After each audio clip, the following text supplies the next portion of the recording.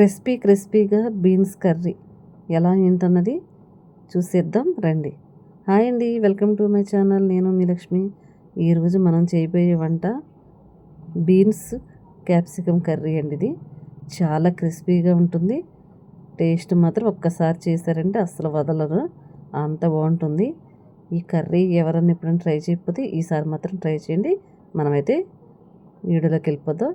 నేను ఒక medium size onion, ఒక టమాటా, అలాగే బీన్స్, క్యాప్సికమ్, పచ్చిమిర్చి, నువ్వులు ఇవన్నీ తీసుకుని పక్కన పెట్టేసుకున్న.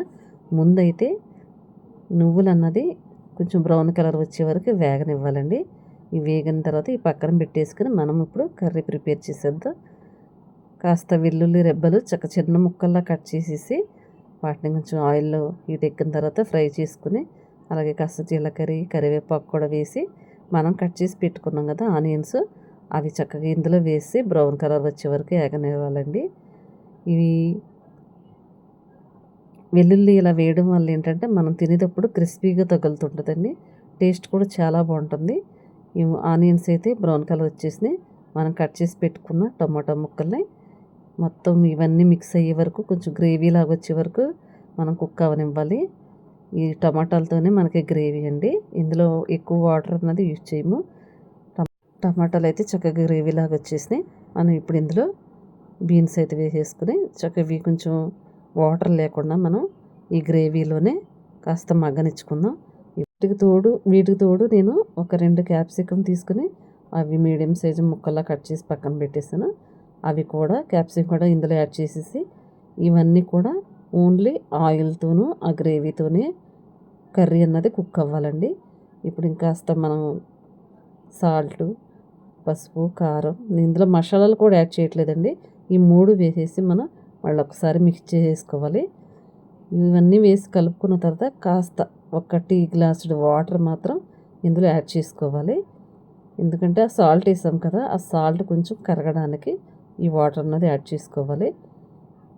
ఈ కర్రీ అన్నది లో ఫ్లేమ్లోనే కుక్ అవ్వాలండి, హై ఫ్లేమ్లో కాదు. ఈ కర్రీ మగ్గేటప్పటికి మనం వేయించి పెట్టుకున్న నువ్వులు ఉన్నాయి కదా, అవి అయితే మనం పొడి చేసేసుకుందాం. ఇవ్వండి, కొద్దిగా నువ్వులు తీసి పక్కన పెడుతున్నా, అది ఎందుకన్నది లాస్ట్లో చూపిస్తాను. ఈ నువ్వుల్ని మరీ పొడిలా కాకుండా కొంచెం బరకగా మనం మిక్సీ పట్టేసుకుంటే సరిపోతుంది. మరీ పొడిలాగా అయితే కర్రీ గ్రేవీలాగా అయిపోతుందండి. మనకి ఈ షేప్ వస్తే సరిపోతుంది.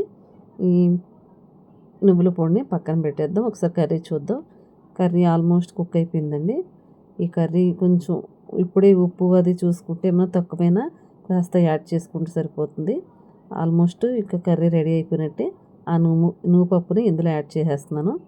యాడ్ చేసేసి మళ్ళీ ఒకసారి దీన్ని మిక్స్ చేసుకుంటే ఆ కాస్త ఉన్న వాటర్ కూడా ఇది కుక్ అయ్యే వరకు పర్ఫెక్ట్గా సరిపోతుంది. ఇంకా మనం వాటర్ అన్నది అసలు యాడ్ చేయట్లేదు. ఈ కర్రీ ఇలా వాటర్ లేకుండా చేస్తేనే టేస్ట్గా ఉంటుందండి.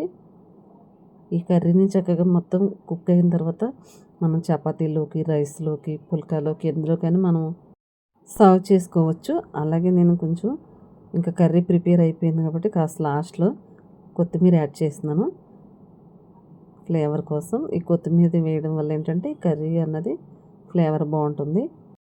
ఈ కొత్తిమీర లాస్ట్లో యాడ్ చేయడం వల్ల ఆ కొత్తిమీర మనకి తినేటప్పుడు పంటికి తగులుతుంటే ఫ్లేవర్ అన్నది బాగుంటుంది. ఆల్మోస్ట్ కర్రీ అయిపోయిందండి. ఇంతకు నచ్చిందండి కర్రీ ప్రాసెస్. నచ్చితే మాత్రం ఒకసారి ట్రై చేయండి. లాస్ట్లో మాత్రం ఇందాక తీసి పక్కన పెట్టాను కదా నువ్వులు, దాన్ని లాస్ట్లో ఇలా యాడ్ చేసుకుని మనం కాస్త వెన్న ఉంటుంది కదా, ఆ వెన్నను కూడా కాస్త యాడ్ చేస్తున్నాను. ఆ వెన్న వేయడం వల్ల ఏంటంటే కర్రీ చక్కగా క్రిస్పీగా, తినడానికి కూడా చాలా స్మూత్గా మంచి ఫ్లేవర్లో ఉంటుందండి. అందువల్ల నేను కాస్త వెన్న వేస్తున్నాను. మీకు కావాలంటే వేసుకోవచ్చు, లేదంటే స్కిప్ చేసేయచ్చు. ఆ వెన్న వేయడం వల్ల ఫ్లేవర్ అన్నది చాలా బాగుంటుందండి. మీకు నచ్చితే మాత్రం తప్పకుండా ఒక లైక్ చేయండి. కర్రీ కూడా ఒకసారి ట్రై చేయండి. ఉంటానండి.